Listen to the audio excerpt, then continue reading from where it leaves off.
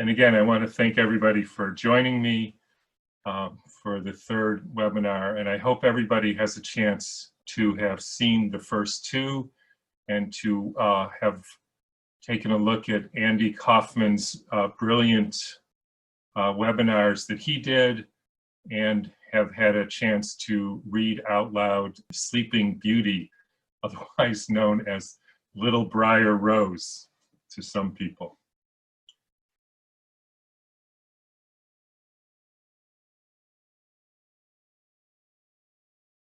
So let's get into it. And most of the questions that I've had still revolve around how do we know whether what's currently happening is caused by a virus or something else. So I thought I would go into that a little bit, because in some ways that remains the key to the kingdom. And in understanding that, we change our whole worldview.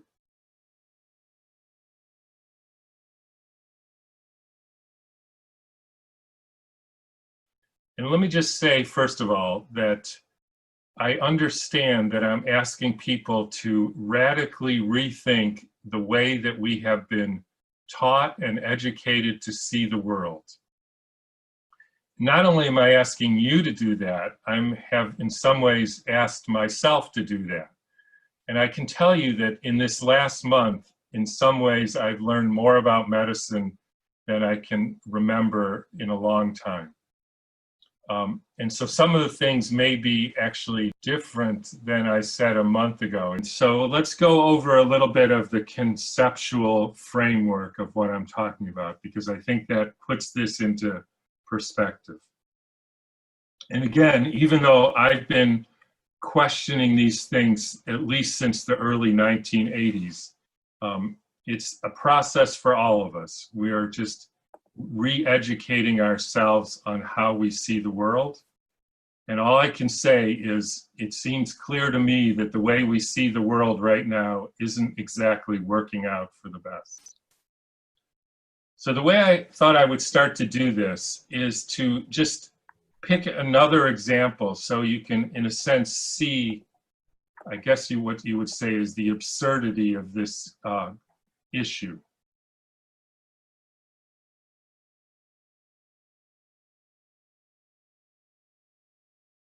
So the example that I thought I would start with is, imagine you're an investor, and it's unfortunate that I can't see people's hands being raised or see your reaction, so I'll just have to guess. And I'm an inventor, and I invented a new device, which is a ping pong ball that can knock down brick walls. And this is a wonderful invention because now it allows us to do demolitions much easier. And so all you have to do is take this new ping pong ball and throw it at the wall, and it will knock the brick wall, or literally almost any wall, down. And that saves time and energy, and you don't have to bang walls, and you don't have to get wrecking crews and all that stuff. So I've now invented that, and I'm looking for investors for this, and all you folks out there, you're the investors. So of course, you would probably ask me to show you something that demonstrates, because it's a bit of a weird concept, you know, one wouldn't necessarily think that a ping pong ball could knock down a brick wall. So of course you would ask me to demonstrate that this in fact is real. So, of course, I would say, sure. So here's what I would do. I would take a ping pong ball, and I would get a very small brick wall, so it's a sort of demonstration wall. And I would put the ping pong ball in a bucket of stones and rocks and maybe ice cubes and a few other things. So one ping pong ball in this big bucket. And I would throw it at the brick wall, the small brick wall, and I would demonstrate that the brick wall fell. And therefore, I have now proved that the ping pong ball can knock down a brick wall. Now, I think most of you, and I won't ask for raising hands, but if you want to, you can, would say, that's not really proof, because you don't know whether it was the ping pong ball, which is unlikely, or all the rocks and bricks and or ice cubes and everything else that was in that big bucket. And so that would, for most of us, would not be sufficient proof.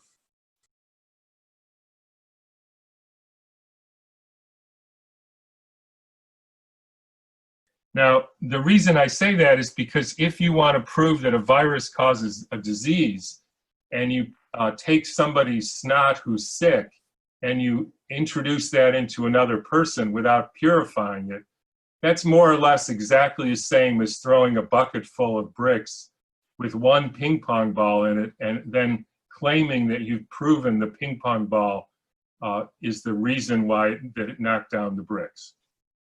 So, okay, I'm the inventor. I can accept that that may not be proof. So what I did then, which I'm about to show you, except of course I'm not going to show you this right now, but I created a computer animation where I now show you this ping pong ball, and I shoot it out of this device, and it knocks down the computer animated brick wall.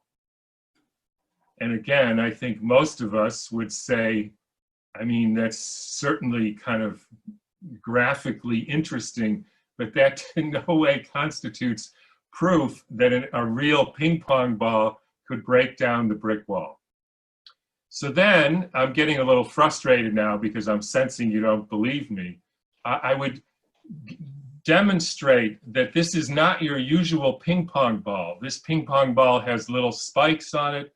This ping pong ball has internal components, these little proteins or little things inside the ping pong ball.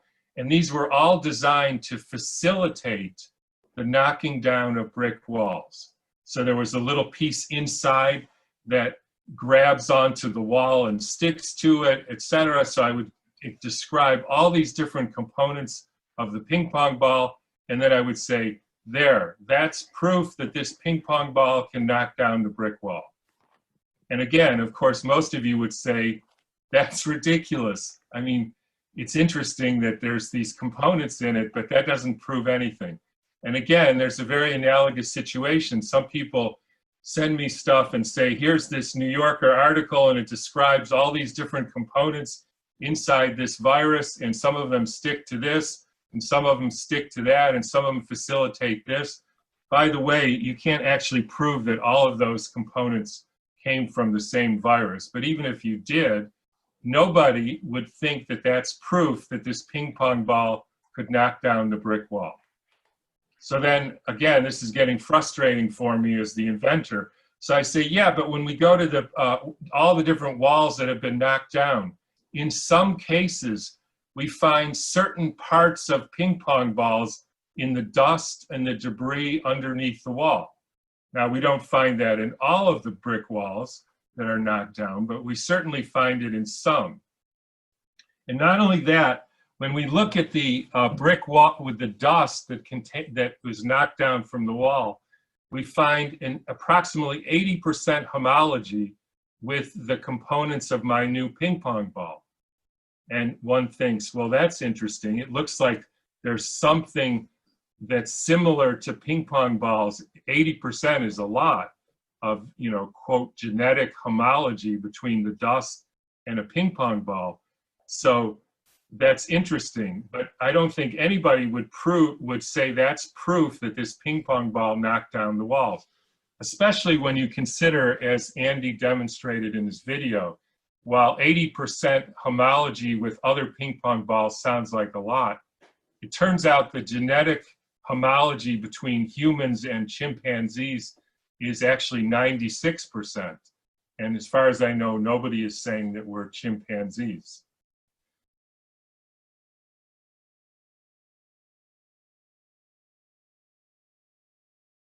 So finally, I'm very frustrated because you don't seem to get it.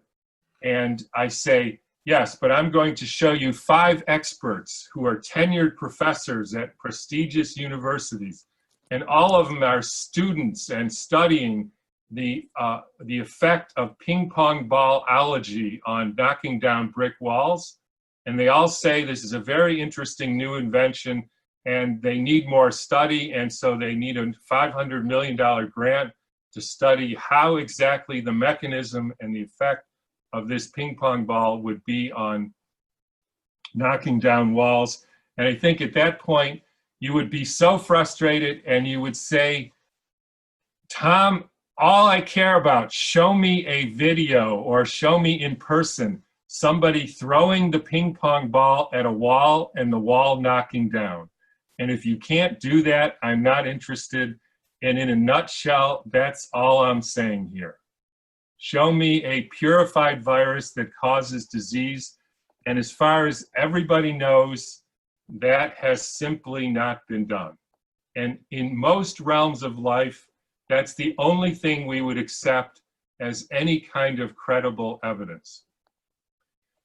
Now, let's get into this even a little bit further here, because we can even expand this whole theory of do viruses cause disease and even expand it to bacteria. In other words,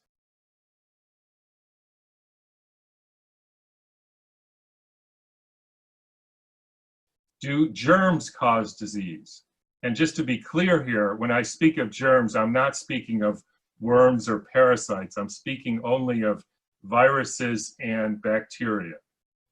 So again, let me give you an example to help you conceptualize this so you can really think this through. So imagine this scenario. You have some milk from a cow, and people drink the milk and then they get sick with diarrhea. And everybody wants to know why this happened. So you do a microscopic examination of the milk and you find a bacteria called Listeria in the milk.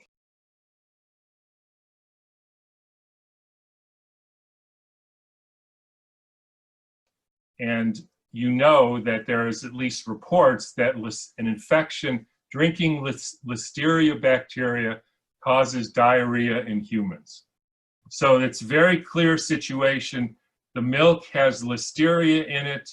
The person drinks the milk with Listeria. They get diarrhea. That's the end of the story. You think you've essentially proven the bacteria causes the disease. However, I think all of us would agree that there actually is a different way of looking at this. And the different way is maybe, which actually was the case most often with cows with Listeria, is that somehow you've improperly fed the cow. They used to do it with swill milk. They sometimes feed cows cardboard or grains or other things that are inappropriate for the cow. Sometimes you could even poison the cow with DDT or other toxins or worming medicine. And now you end up with toxins in the milk because, after all, we know that all toxins in our bodies, we know this from breast milk studies, always end up in the milk. So an alternative explanation is the Listeria are there in the milk in order to biodegrade the toxins. In other words, that is actually the function of bacteria in nature. For example, if you put stuff into your compost pile that doesn't belong there, then you'll get funky bacteria to biodegrade what you shouldn't have put in your compost. And nobody in their right mind would say your compost pile has an infection.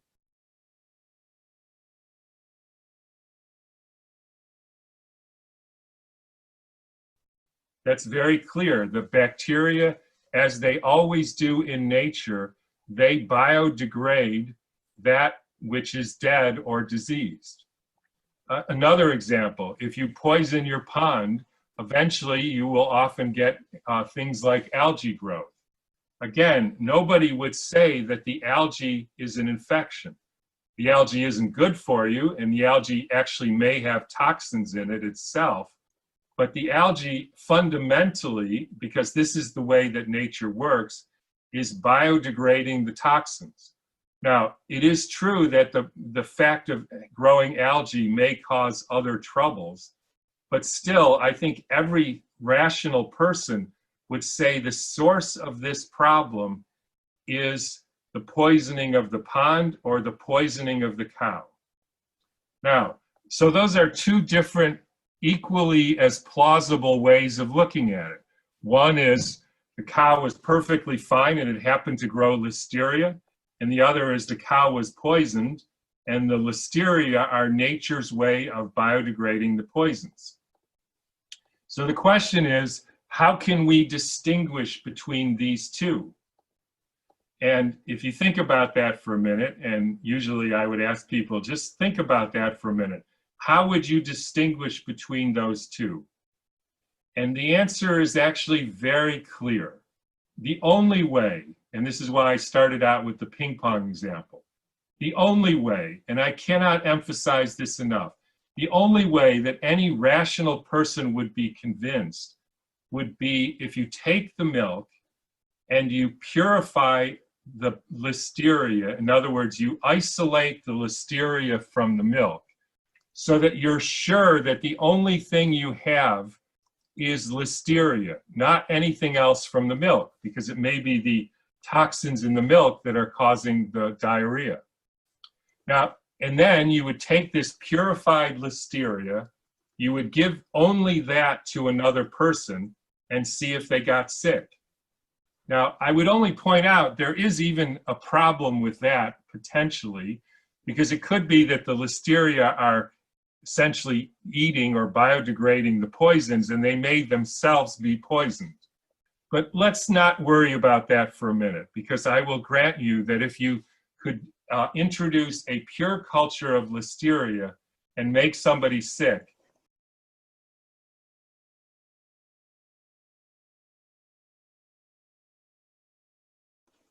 that fulfills all of Koch's postulates. So the question then, which is the part that I've really had to struggle with, and only I would say in the last month have I been really convinced of this through my own research and listening and watching to so many people who've spent decades looking into this, is, has that actual study ever been done? Now, most people would say it actually has, and the person who did that was named Louis Pasteur. He was the French scientist of the time in the late 1800s. He was the originator of the germ theory, essentially, not that it really started with him, but he essentially popularized it. And he spent decades of his life doing exactly this, isolating bacteria from sick people, purifying it supposedly, giving it to normal people, and proving that germs were the source of disease. Germs in this case meaning bacteria, but the same thing applies with viruses. And he published it. He was feted by the prime ministers of Europe. He had finally proven this.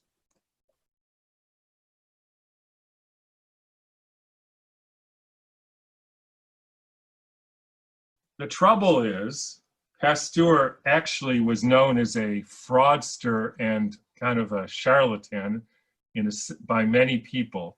And one of the ways we know that is because he actually, believe it or not, kept a personal diary where on the one hand, he would publish data showing this, this effect of contagion, of introducing or giving animals pure germs and causing them to be sick.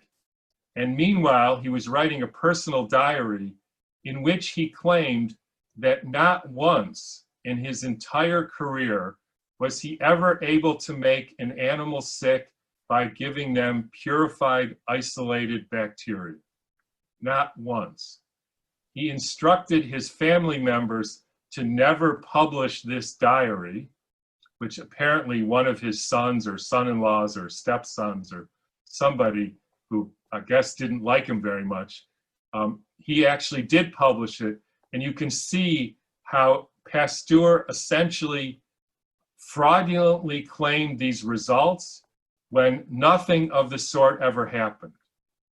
One of the ways we know this is that we now know that on his deathbed, Pasteur apparently said, "The germ is nothing, the terrain is everything." And by terrain, he means, is the cow poisoned? And essentially, those studies, purifying viruses or bacteria and making other animals sick in the same way that they would normally get sick, like aerosolized viruses or drinking purified bacteria to cause diarrhea. As far as I know, and as far as the other people who've looked into this has never been done. In other words, the only criteria that we would accept with the ping pong ball, throw the darn ping pong ball at the wall and see what happens. Isolate the bacteria or virus, give it to a normal person and see what happens. We know what happens, which is basically nothing. Now, as a result of this, the people who were convinced that infectious disease was real and that bacteria and then later viruses did actually cause disease, they came to essentially a fork in the road where they couldn't prove Koch's postulates, which is basically the laws of logic. Another way I describe this is like if you wake up, before you go to bed, you park your car in the street like we do in San Francisco, and then you wake up in the morning and you want to know whether your car is still there. So anybody would say the way to do that is to go outside and look and see if your car is there. But that's Koch's postulates. And Koch's postulates were never proven for viruses or bacteria as far as we can see. So they decided either they could abandon the theory and look for a whole different model for how and why people get sick, or they could change Koch's postulates. In other words, we no longer have to go outside and look to see if the car is there. We could say to ourselves, well, nobody would bother to steal our car, so it must be there. So that's essentially what happened.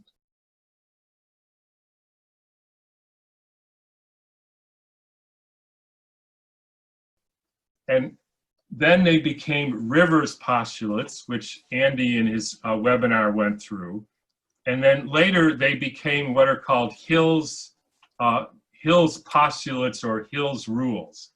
So this I found on Wikipedia as the new way that we decide whether or not a virus is the cause of a disease or a bacteria. Because again, they couldn't prove Koch's postulates, which is basically simple logic. So the solution was to change the postulates. And there's about 10 or 11 of these postulates, which I won't read them all, but I am going to read 3. And I just want to point out, these were apparently made in around 1965, middle 60s.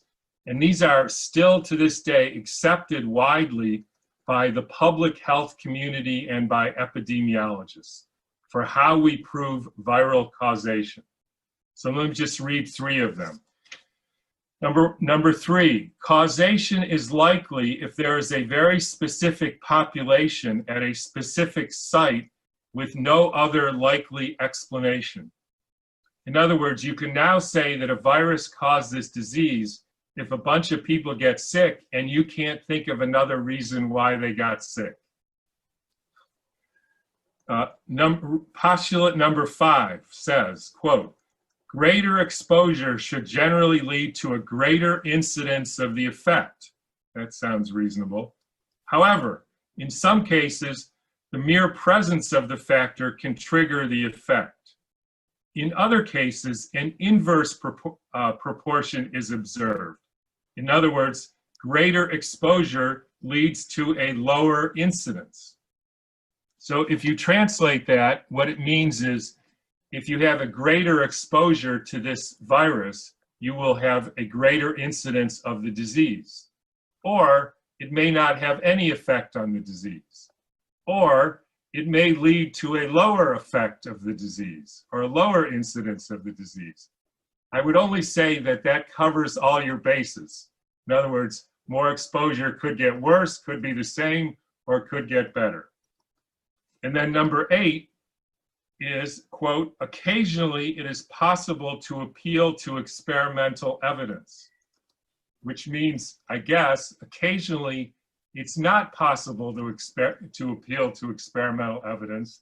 And so you just have to guess, or you just have to believe that that's what's happened. Now, I'm all for believing in things, right? And I don't want everybody to send me Bruce Lipton's book on the biology of belief. I like believing in things. I think it makes a big difference, as I'll say in a minute, what we think. But I don't want people to prove that a virus is the cause of disease because they believe it or not.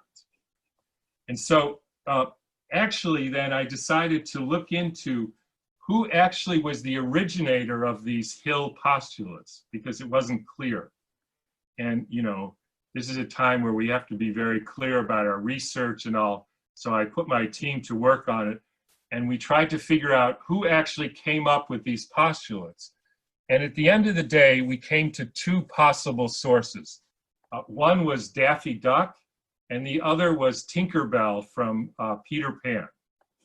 And it turns out I don't think Daffy Duck was around then, so it could only be Tinkerbell, which is based on the theory that if we believe hard enough, it must be true. And again, I have nothing against believing things, but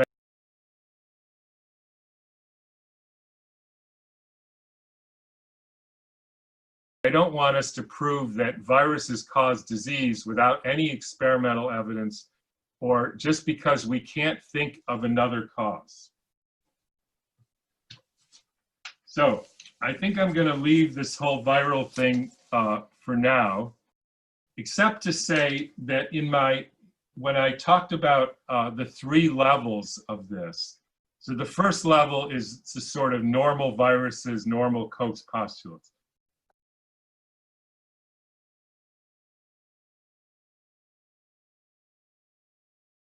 The second level is the exosome theory, which is what Andy and Sayer and others have been talking about. In other words, it turns out, and the reason you find this ping pong dust at some of the sites where demolitions have occurred, the ping pong dust would be like the exosomes. So there's a whole lot of things that create exosomes, which are actually, as I originally said, essentially excretions of our own poison cell. There are many things that cause this, including incubating your virus or snot, unpurified snot, in lung cancer cells, which is originally how they described this coronavirus. So essentially these exosomes, which look identical to viruses, can be produced by lots of different influences, including, again, as Andy demonstrated,